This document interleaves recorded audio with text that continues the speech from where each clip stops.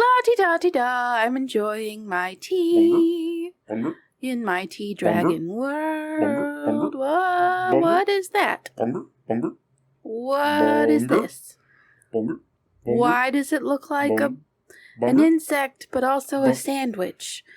Bunger. What is a bunger? What are you? Can you speak? Can you say anything other than bunger? You do look kind of tasty, even though you are animate. What if I take a teeny tiny little taste? Bunger indeed. That was quite tasty. What a wonderful sandwich to go with my... What is this? What is happening? Why do my hands look like little sandwiches? What is this? This week on a novel console, a tea dragon and a Bugsnack eat fish tacos.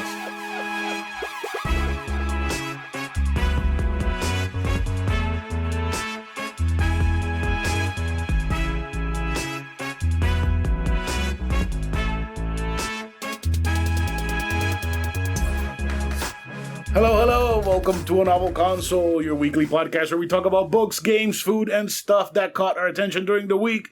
My name is Chris, and with me is my beautiful co-host and bunger wife, Karradyne. Bunger.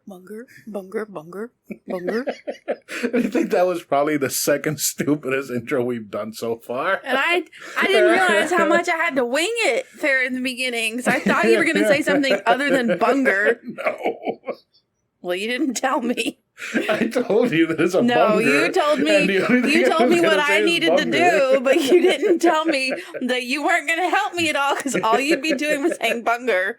See, this intro was just as good and stupid as the one from the first one we did with Dracula and the pirate. It was the pirate. Okay, yeah. You know, like over yonder. Shit is so funny. Oh God.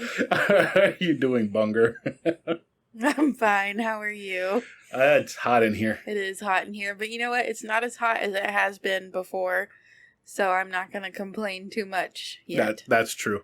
All right. So, what is going on with you? What are you up to?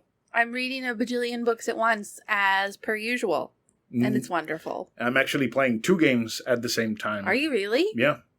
That's like unheard of. Yeah, I'm playing Returnal. It's basically Dark Souls with guns, and it's hard as shit. Praise the sun!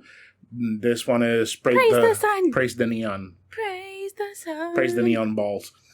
And the other one's Hitman. I started Hitman Trilogy. The 3 games that are out for PS4. I started them today, and it's the first time I played Hitman, and it's pretty fun. Nice. Very nice. Yeah. And we're almost all set up for Zelda Month. We have our guest for the final episode of Zelda Month confirmed. Now we just need your memories, please, yes. And thank you. We need the memories, and we need the other 3 guests to confirm 100% so that we can set up this whole thing, because it's going to be fun. Otherwise, we're going to go online and look for people who like Zelda and make friends with them. Oh, God, that's going to be impossible. The people that like Zelda are weird. Just look at me. So you're weird? Yeah.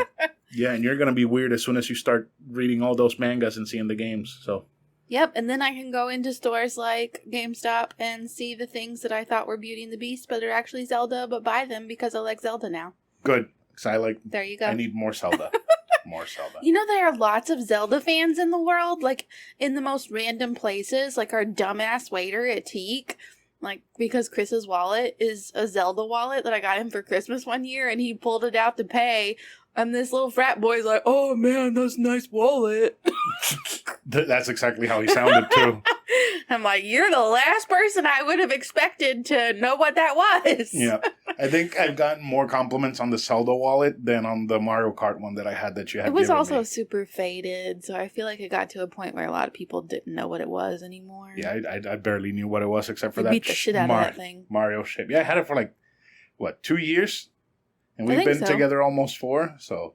We are coming up on our 4-year anniversary. Damn, that was quick. That is crazy. So what are we doing next weekend? Next weekend, we're going to Georgia We're going to go see the babies and hang out with my family and live out my fantasy of being eligible to be on a TLC TV show. What? Basically, I'm addicted to almost all things TLC except the bloody things like Pimple Popper. I can't do that. But there was a TV show on there that I was obsessed with. I don't think it runs anymore. Long Lost Family, where people, who were like adopted or abandoned or had another sibling that was adopted. I don't even know. All the things you could imagine.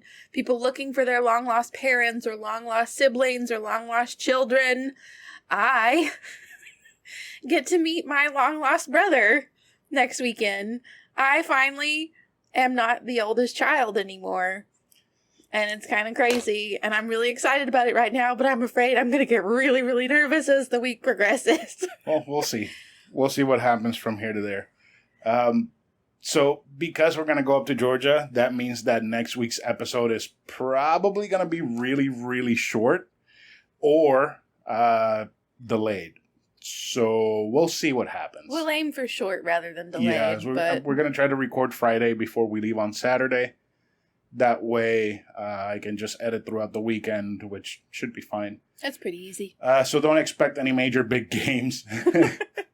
Seriously, I was just thinking about I need to do something short because, Zelda Month is coming up. We're going to have to blaze through 3 Zelda games and then set up a whole discussion with our guest. You know what? I blazed through The Lord of the Rings, and the last time I read those, it took me a month apiece. Switching formats really helped. Yeah, well, I can't switch formats. The only other way that I could do it is watch a video, and I don't want to do that because I love these games too much. Yeah, it's not the same. So, are you ready for your segment? Yes, but I would just like to preface this by saying that this week, unplanned entirely, we're both reviewing things that are marketed for children, one of them appropriately, one of them incredibly inappropriately. Yeah. So... you're going to know at the end of Book Talk which one was inappropriate. Yep. This is going to be fun. So yeah, let's do it. All right. So this is Book Talk.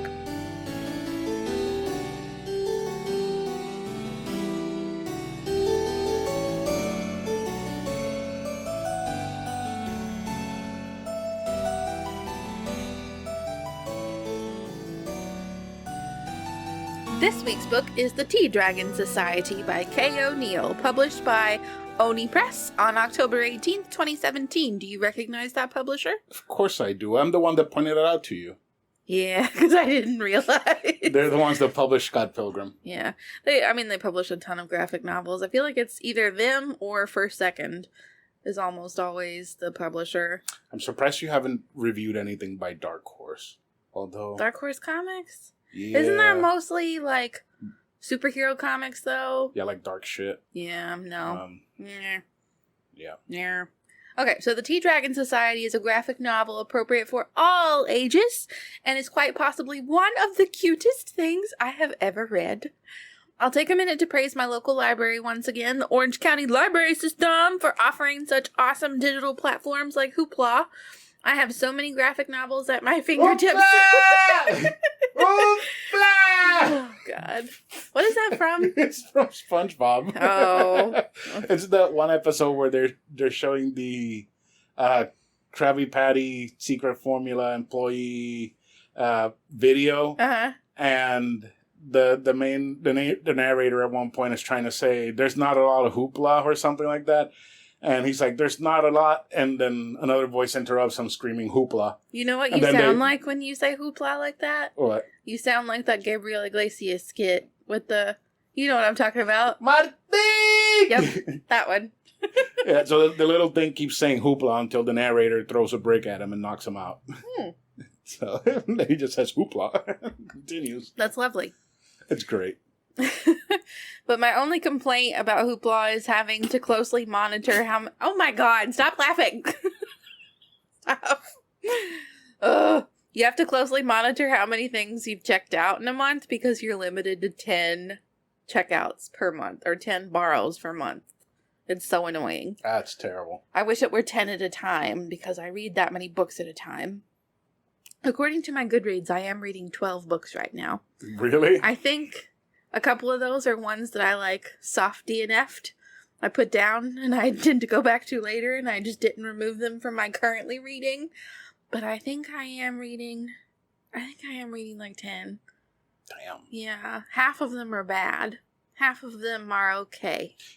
Well, while I was eating and you were waiting for the pizza to be done, you were like, this book is really terrible. I want to DNF it. It's so bad.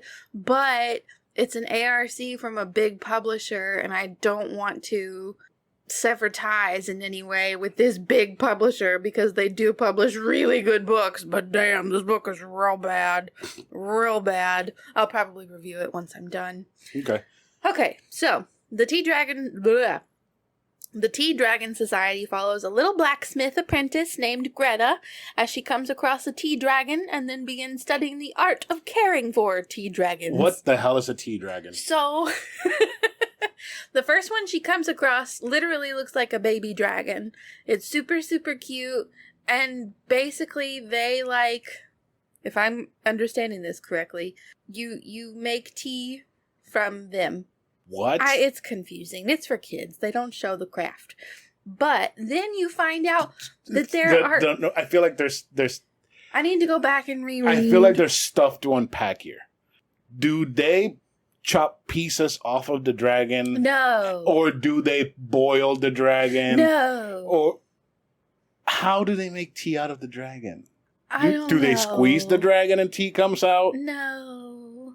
I have questions and I need answers.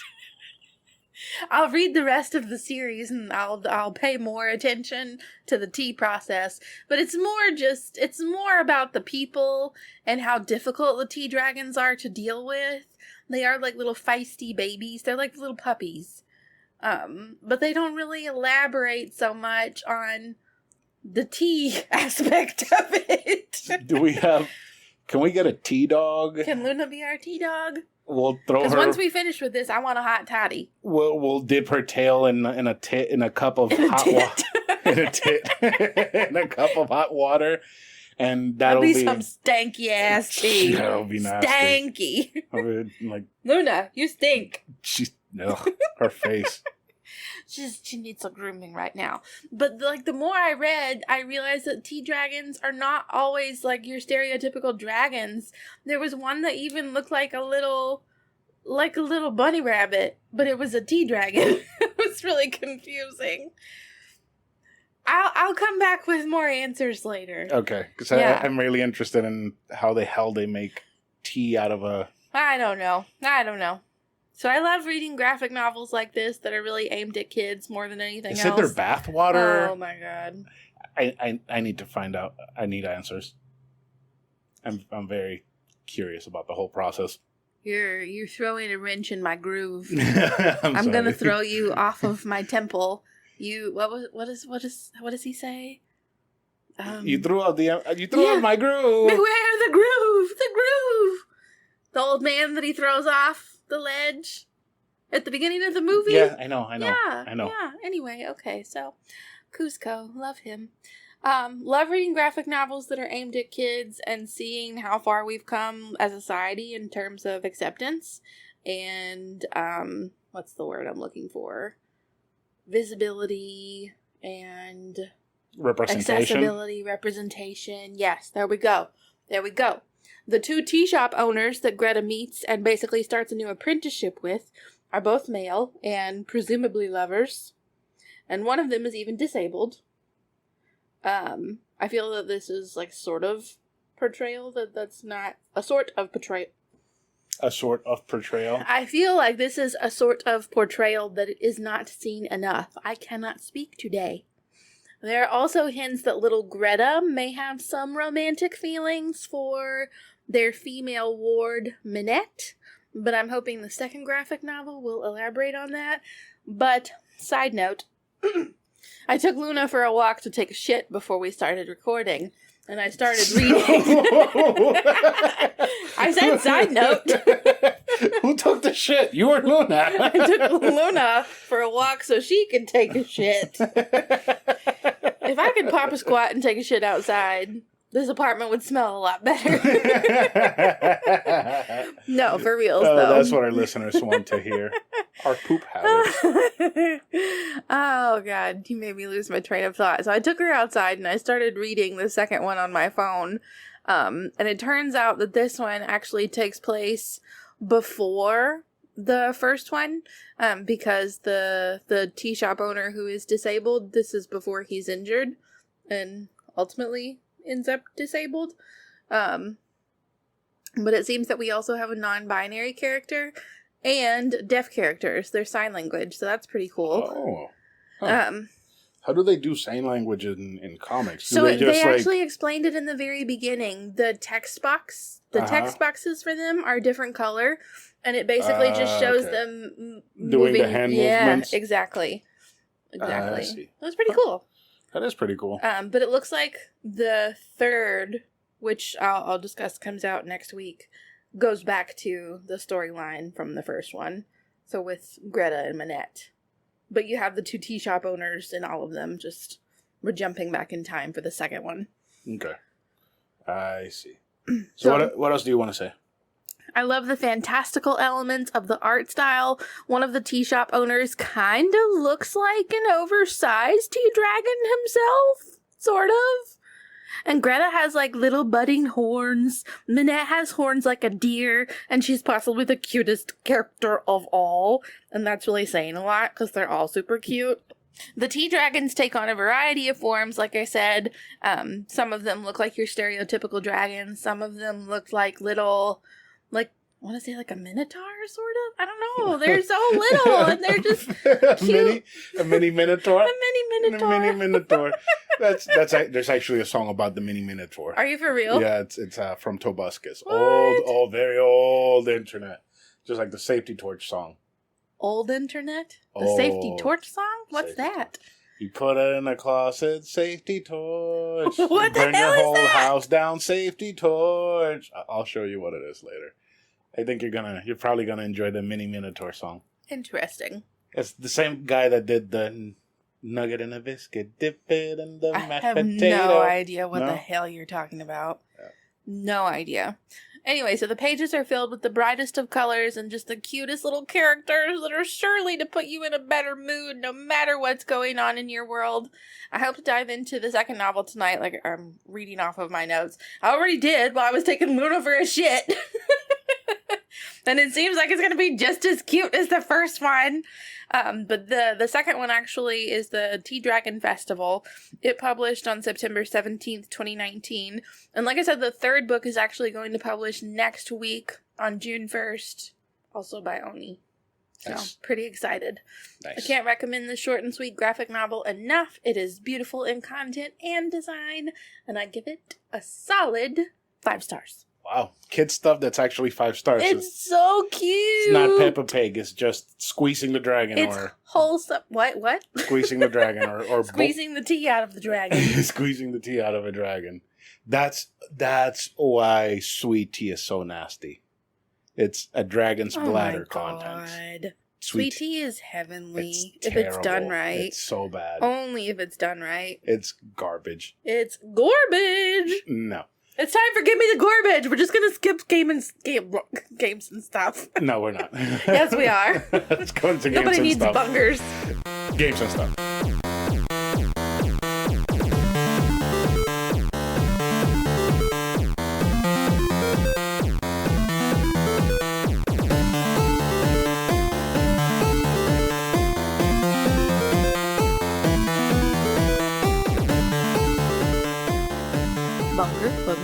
Bunger. Okay. All right. Bunger. That's Bunger. enough.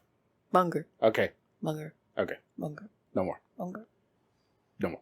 All right. So this week's game is Bugsnax with an X. I know it's written Bugsnax.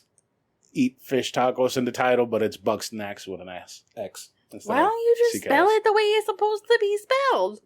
Because both ways are, I feel like both ways are wrong. Yeah, it's weird. So Bugsnax itself with the X is just wrong, and then Bugsnax with the CK, it's not Bugsnax with the X. You need to just say bunger and a bunger. A bunger and a bunger? No. Bunger, a bunger, tea dragon bunger? and a bunger. A tea dragon and a bunger. It's too late for that. A tea dragon and a bunger. All right, so Bugsnax was developed and published by Young Horse Games in November 12, 2020 for PS4, on my birthday? PS5, and Windows. It was a launch title for the PS5. So, on the day it was released. Yeah, I played that version. The game is a first-person adventure game in which you play as a newspaper journalist who was invited to Snacktooth Island by a famous explorer called Lisbeth Megafig. During your time in the island, you have to capture the titular Bugsnax and feed them to the grumpuses that live on the island. Did you show me a grumpus?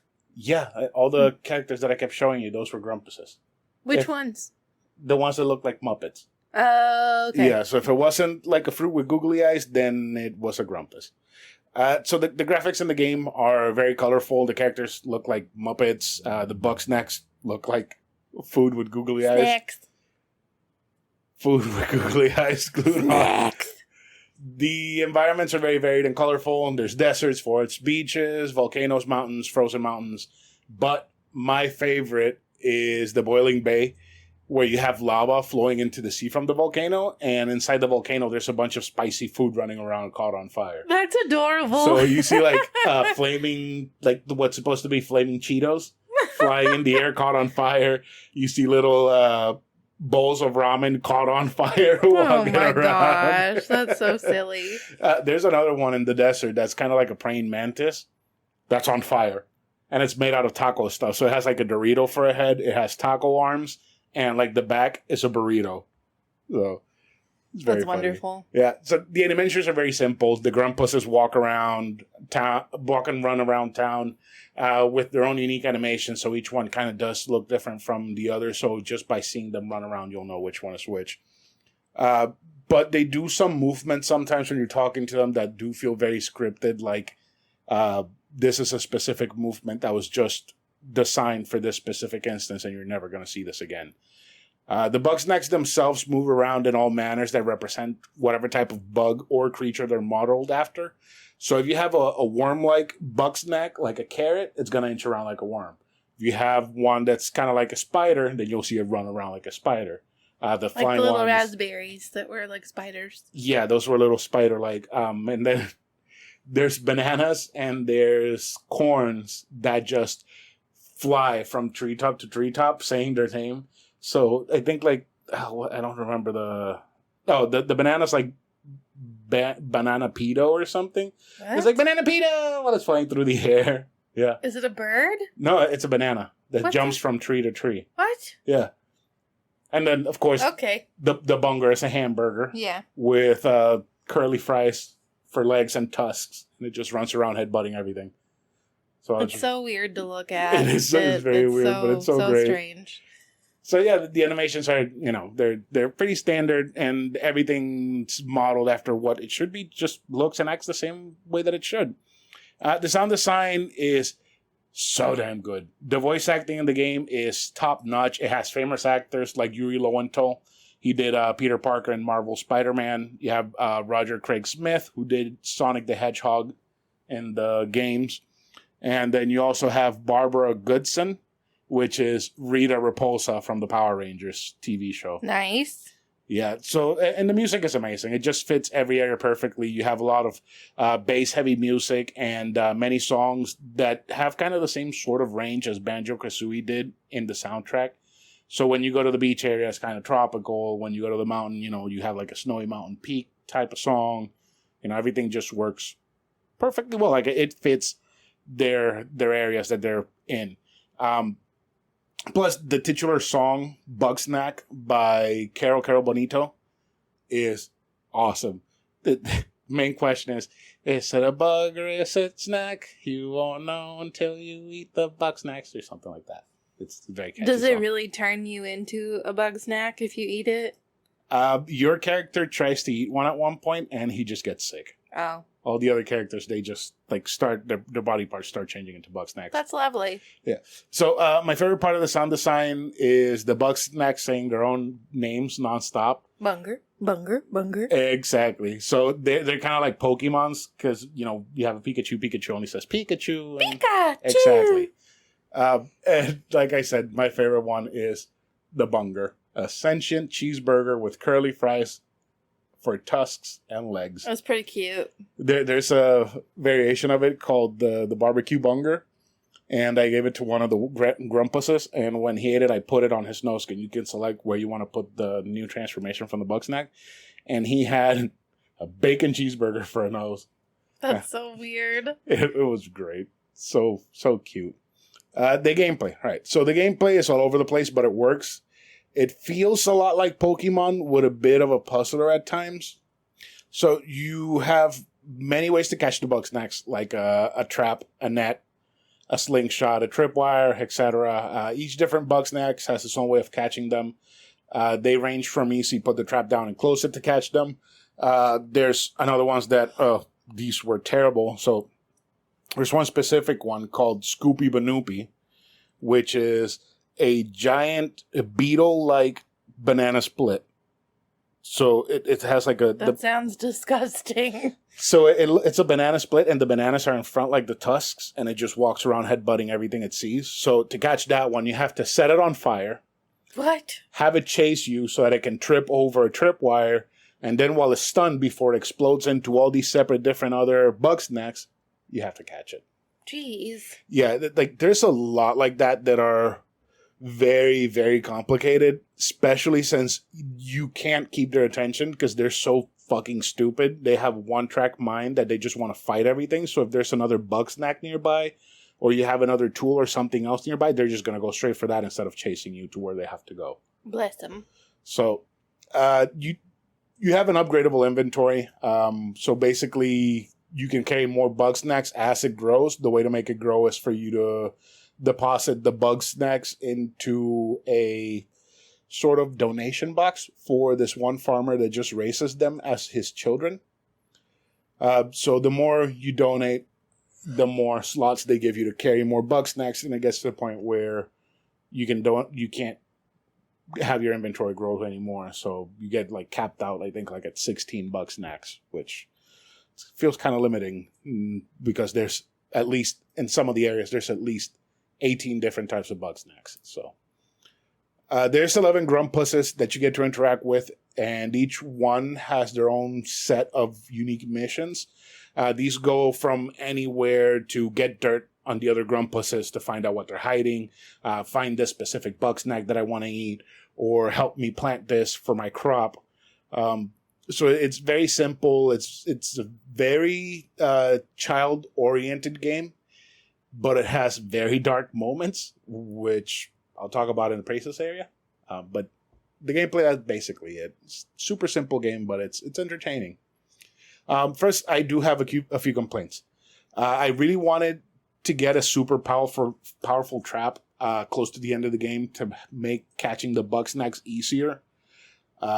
Some of them you have to hit multiple times in different ways, and that got really annoying, especially when you have missions that you have to catch two of the same one so that you can take back to the grumpuses.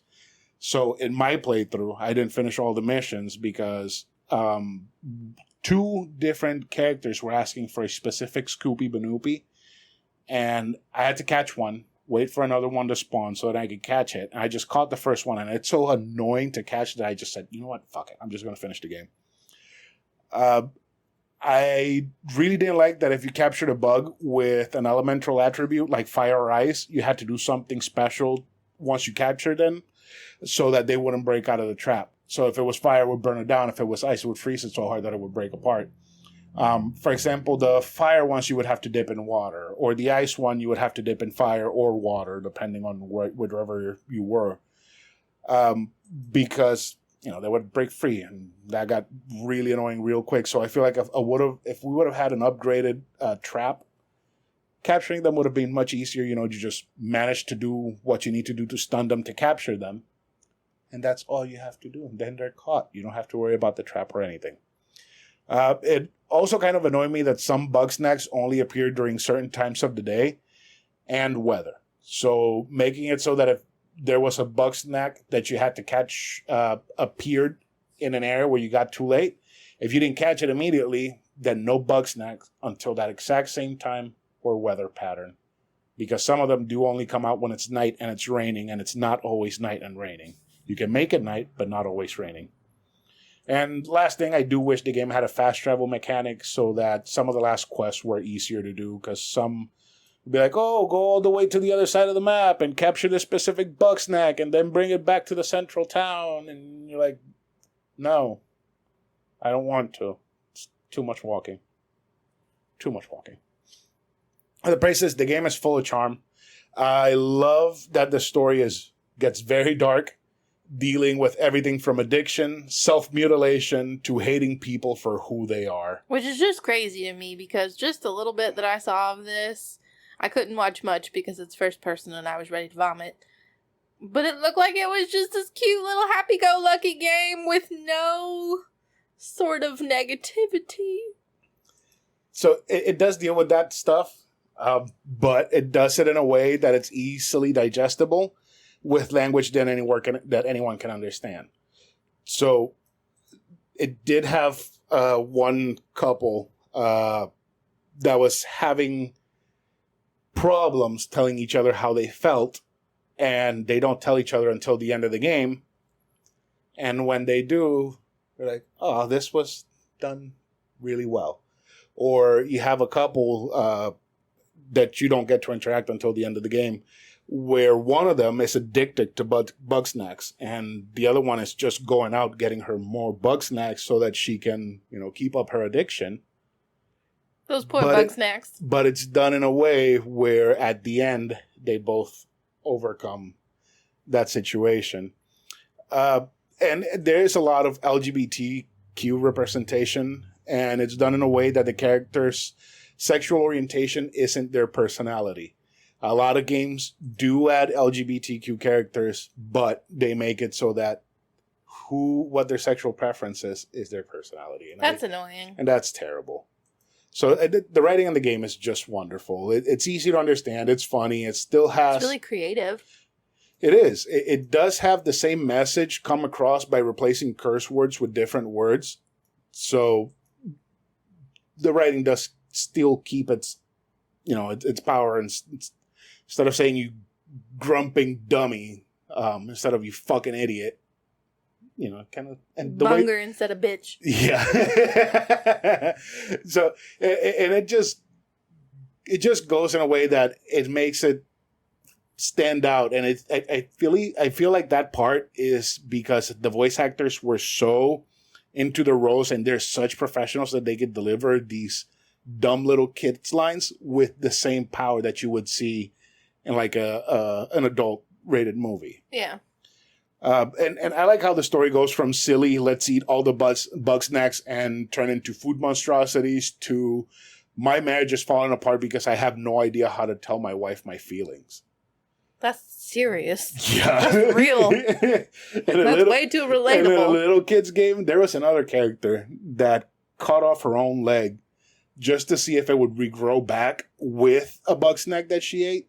And she kept her leg next to her bedside table. That's so fucked up! And it gets to the point where that character wants to cut off her own head, and as her head is being cut off, she wants to be force-fed Bugsnax to see if her body would regrow.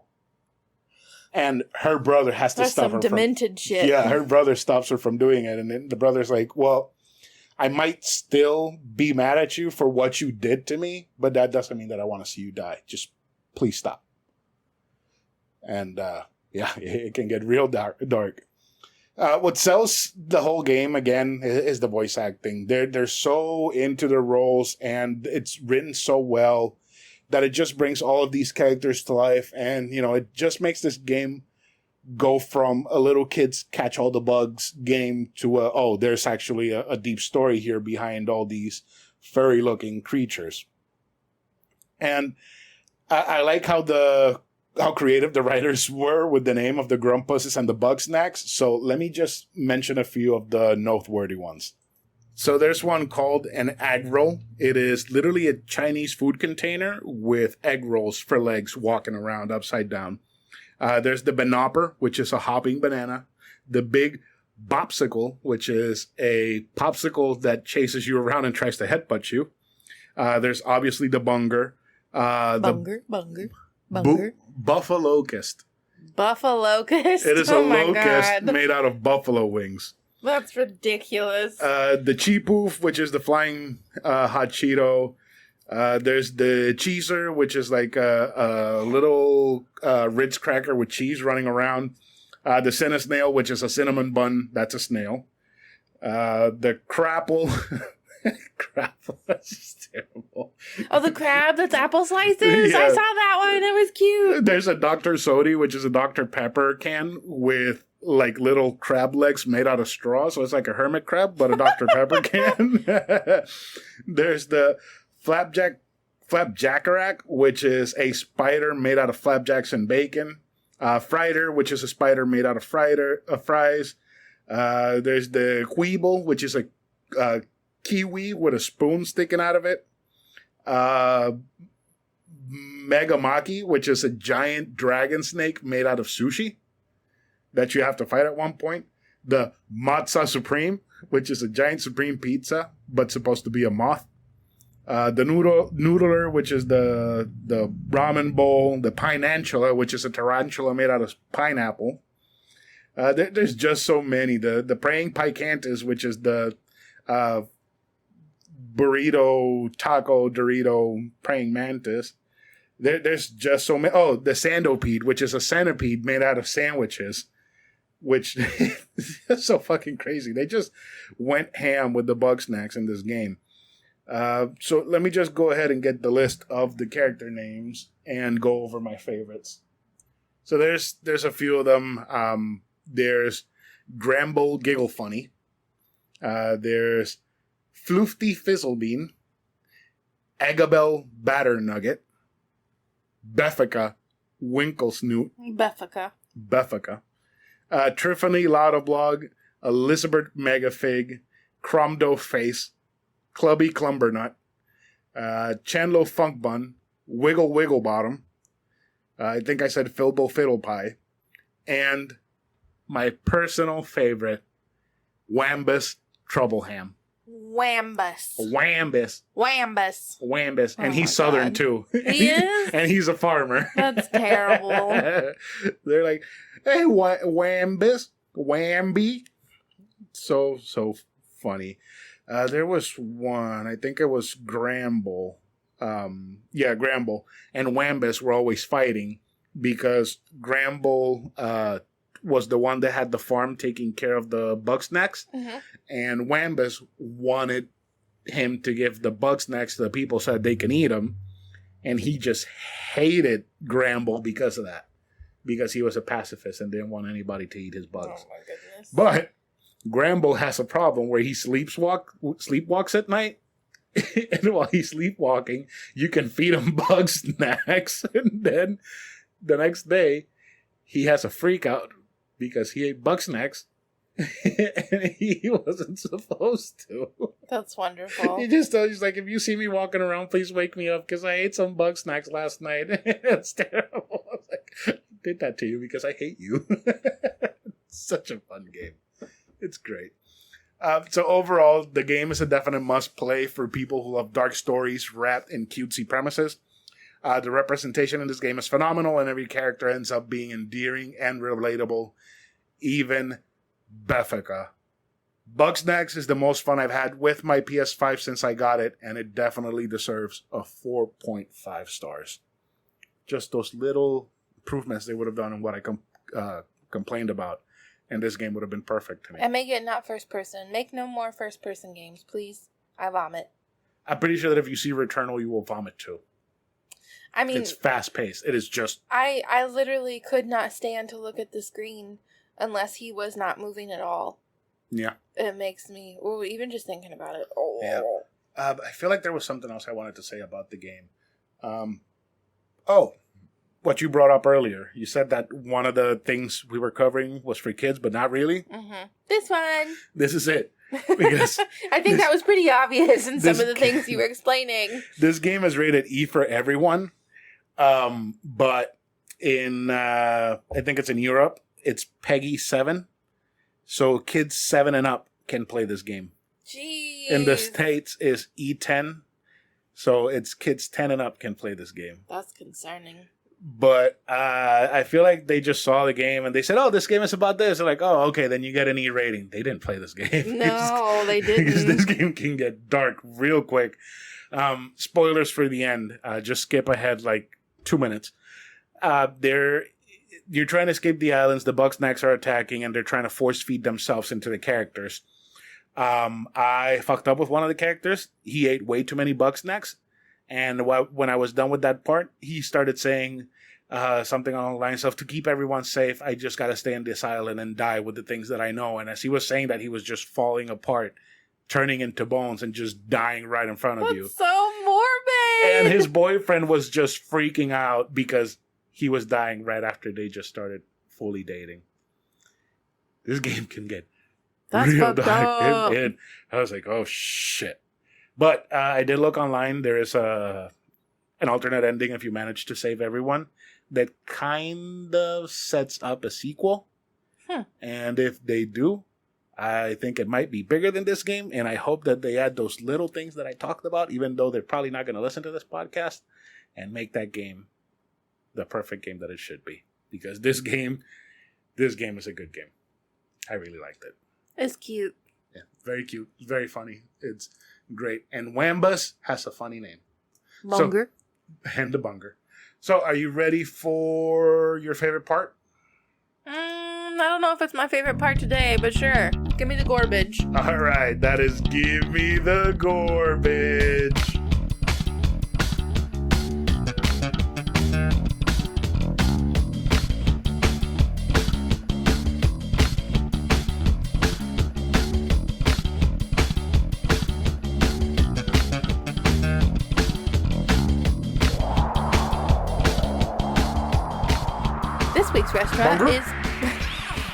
This week's restaurant is Grills in Cape Canaveral, Florida. But they also have a location in Orlando on everyone's favorite road, OBT. So I've been wanting to go to Grills in Orlando for a hot minute, ever since I saw it featured on 90 Day Fiancé when one of the rare Orlando couples was on the show. I told Chris over and over that I wanted to go, but we just never got around to it. But then his aunt wanted to go have dinner on the coast this weekend, so we hopped in the car Friday night after work and headed over there. The atmosphere, well, it's about what you'd expect for Central Florida's East Coast. Old and white. Very white. I was the brownest person there. Lots and lots of old white people. The brownest person. Not a damn mask in sight. Nope. It was outdoors, but it was packed outdoors. Yeah. Not a damn person had one on. So despite this, I really enjoyed the breezy beachiness of it all. Despite the super loud wannabe beach boys providing the entertainment, it was still like a cool beachy vibe, I guess. Now that I think about it, our waitress wasn't even wearing fucking masks. None of the staff were masked. That's true. None of them, because I remember she had braces. Well, I shouldn't have been able to see her braces. The girl that brought us the drinks, she had a mask under her chin. I don't understand the chin strap. Since when did all of America become football players? When? I don't know. I have no idea. What's the point? Anyway, the food left a lot to be desired. And considering that it was all fish, so, not cheap. Considering that it's on the coast and, we had to drive an hour to get there. And you're supposed to have good fish if you're Fresh supposed to know that day. You're supposed to know how to cook it if you live on the coast. Yeah. So I got the fish tacos dinner, which came with beans and tortilla strips, which were cleverly placed underneath my tacos. Like, you advertised this as one of the sides, so the taco dinner was like a good $6 more than the regular tacos, which was just 3 tacos. You just give me a little cup of beans and tortilla strips underneath my tacos that didn't even stay together. So I didn't realize and didn't think to ask, because in South Georgia we don't believe in corn tortillas. Didn't think that they would serve me fish tacos on corn tortillas at this white ass restaurant. Nope, they're on corn tortillas. They're corn tortillas from, like, the Dollar Tree. Because I hate corn tortillas, and these were the worst corn tortillas ever made. I can vouch that they were the worst corn tortillas that I've ever had. The worst, from someone who enjoys the corn tortilla. They were terrible. Atrocious. They were, like, soggy, soft, and hard at the same time. Yeah, they were really hard and grainy. They were almost like... It was like eating dirt. Like corn dirt. And they fell apart. Not a single damn one of them stayed together. I picked up my taco and everything fell out. Every time I didn't learn my lesson, I tried to pick up each taco. In their defense, the tuna... Yeah, I got seared tuna. In your taco was really good. It was good. But the sauce... It was really good quality. Whatever the hell the sauce was they put on it ruined it. However they cooked those damn vegetables that they put in it ruined it. The corn tortilla chips sitting underneath all the crap that fell out of the taco. It was so stupid. It was so stupid. I'm going to say something, and this is probably going to sound really blasphemous, but the best fish taco that I've ever had was from Margaritaville. Really? Yeah. The best fish tacos I've ever had were from Border. They know how to make a good fish taco, because most people, they think fish tacos, they either try to do them like regular street tacos or Tex-Mex tacos. You got to dress your taco depending for what type of protein it is. Fish tacos, a nice little coleslaw, nice little aioli. With avocado. Avocado, a little bit of lime, because fish is not fatty at all. You need that fat from the avocado. You need the freshness to offset that dankness from the fish itself. Mm-hmm. And that fish that they use was actually really, really good, because it would melt in your mouth. But they gave it to you with like sauteed onions and cabbage. It was weird as fuck. That's not how you make and a it good was fish like taco. It was like all dressed in a vinaigrette. Mm-hmm. With an aioli on top of it. But it was a weird aioli. I don't even know what the hell. It was nasty. Normally, I freaking love an aioli. It was weird. Mm-hmm. If I don't like the sauce, there's something wrong with it. So I had the red snapper with the coconut rice and black beans. Let me just say, first off, the coconut rice with the black beans was The beans perfect. were good. The beans did have a really nice flavor. They did. They did have a really nice flavor, and they also had pico on top, which really brought them up to life. That coconut rice, when you think coconut rice, you think sweet. No, this was just rice that was cooked in coconut water without sugar. So it was just rice that tasted like coconut. So it kind of was like a coconut rice that you would eat with curry, with Indian curry. So with the beans, it just worked perfectly well. It was savory. It had a little tiny touch of sweet. It just worked perfect. The fish was a good fish. It was a perfectly fine, full fish, cooked perfectly. It was flash fried and then finished off in the broiler. So it was still juicy. It was still meaty. It was crunchy. But I did have some serious problems with it. I didn't expect for them to bring you a whole ass fish to the table. That's what the lady said. I didn't understand what you were ordering. That's exactly what I wanted, but not the way that they gave it to me. Yeah, it was weird. It was cooked perfectly, but it wasn't seasoned. It tasted like nothing. But it was covered in sauce. It tasted like nothing but the sauce. And the pieces that didn't have sauce tasted like nothing. So the sauce was kind of like a teriyaki with red pepper flakes, but it didn't have enough red pepper flakes to make a difference. So every once in a while, you would start chewing on something, it would just be a dried piece of red pepper. Yay! And Sounds the delicious! Sauce, the teriyaki sauce with that fish, it does not go together. It was just, honestly, kind of off-putting. So you have this perfectly cooked fish, this good fish that I want to eat completely, but then you drown it in this terrible sauce, and then on top of that, you don't clean it the whole way. I couldn't eat the entire fish on one side because it still had scales in it. And I couldn't take the scales off because it was fried, so the scales were fused to the meat. That's awful. I really wanted to eat the whole fucking fish because that is exactly what I wanted, and I was entirely happy when I saw it, but then I started eating it, and I was like, it's good. Then I got to the sauce and more sauce and more sauce, and I was like, okay. they have good ideas. They somewhat know what they're doing. They just need to tweak a few little things, like get rid of those corn tortillas, that aioli, those onions. Make a few changes, and this has the potential of being garbage. I did have a really good drink. Really unique and good drink. I thought it was good. I thought it tasted like a Tootsie Roll. I don't like Tootsie Rolls. I don't agree. I got the key lime colada. So basically it was key lime flavored pina colada. I thought it was delicious. I tasted it. It tasted like one of the green Tootsie Rolls. It was really cold, and it was really rummy and limey. And normally I don't like rum, but it worked. I liked it. It was like an alcoholic slice of key lime pie. Nice. And I love key lime pie. It did have a lot of rum in it, because it kind of smacked me in the face when I sipped it. It was tasty. Yeah. But I feel like I would go back if they did make some changes. It's just small changes that they have to make, and it would be perfect. Yeah, you don't want to spend that kind of money and leave disappointed. Yeah. I did really enjoy the beans and the rice. I did enjoy how well the fish was cooked, but I did enjoy that it wasn't cleaned properly and that it was covered in that sauce. Yeah, I just didn't appreciate essentially any aspect of my tacos.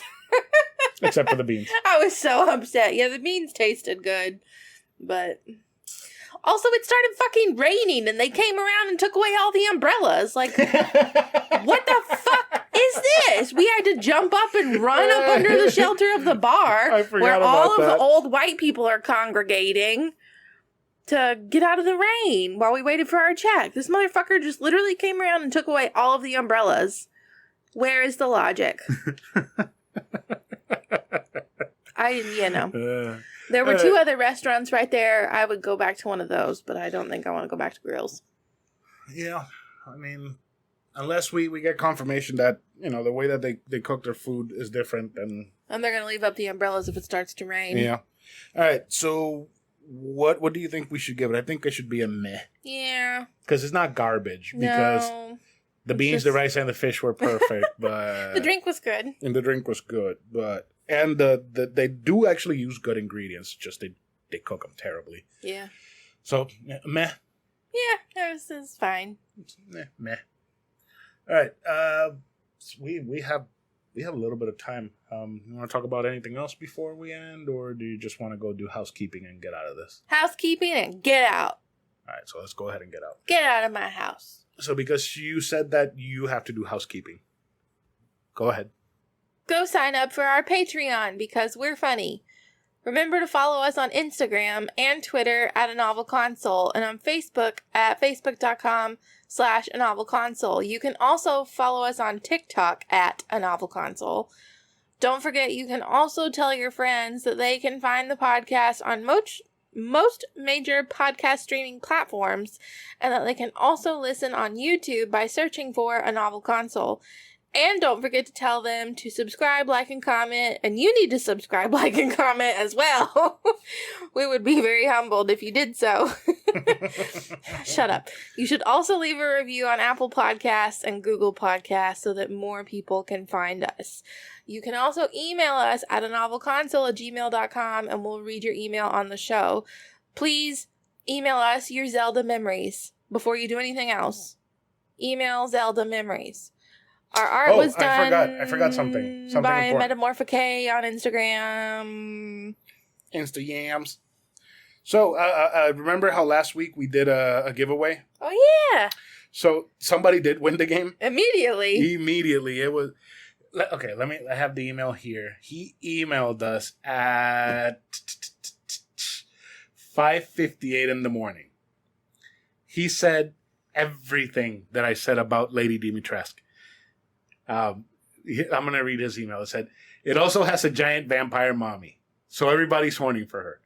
I do think that she's incredibly charismatic, even though she just wants to kill you the entire time she's on screen. So she's technically not a vampire. A vampire, but technically not a vampire. They explain it later on in the game in a note that you find in an area and read. They do explain how her daughters came to be so crazy, and the lore is just great. It is chef's kiss. She's very charismatic, even though she's trying to kill you. Every single time she's on screen, her voice actress, her motion capture, it was just done so well. She is so likable, even though she's a villain. He wrote everything that I said. He transcribed your part of the podcast. Yeah. His name is Benham. He won the game. We sent that out. We sent him the confirmation email. So I hope that he enjoys the game when it reaches him. And just stay tuned. We're going to keep doing these. And we will let you all know when. It's probably going to be the same way. We'll put something up on TikTok. And we'll mention it on the show as well. And I guess that's it for this week's episode. You want to say anything else before we go, Bunger? Bunger, Bunger. Goodbye, Bunger, Bunger. Good Bunger. All right. Bunger, everyone.